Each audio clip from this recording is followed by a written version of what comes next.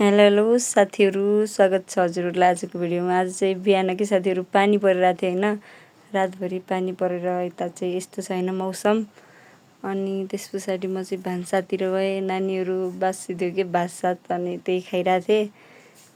अनि त्यस पछाडि मैले चाहिँ तरकारी पकाउनको लागि भाँडो सिलाएँ कि हामीले कराहीमा पकाउने हुन त, तर उसमा पकाएको थियौँ कि आज अलि बढी पकाउँथ्यो नि त। हाम्रो फ्यामिली अलि ठुलो छ कि हाम्रो फ्यामिली, त्यही भएर। अनि भाँडाहरू नानीहरूले खाना खाएर भाँडा त्यत्तिकै फालेको थिएँ कि लथलिङ्ग बनाएर नि साथीहरू। अनि मैले भाँडा मिच्नतिर लागेँ। मैले चाहिँ बिहान भाँडासाँडा मिसेँ होइन। पछि आज चाहिँ पानी परिरहेको थियो कि बिहानदेखि पानी परिरहेको थियो होइन।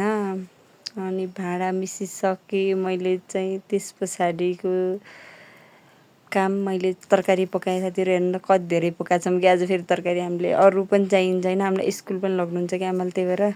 यहाँ चाहिँ क्यामराम्यान हुनुहुन्छ कि बेला बेलाको। अनि मैले चाहिँ गाग्री साग्री भरेँ बिहान।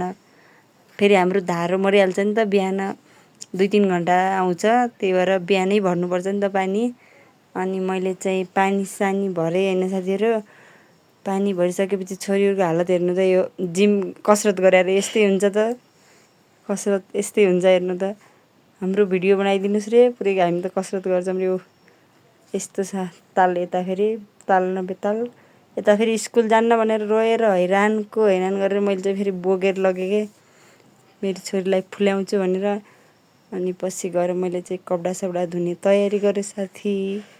आजको भिडियोमा सायद यति नै होला। फेरि भेटौँला अर्को भिडियोमा। हस्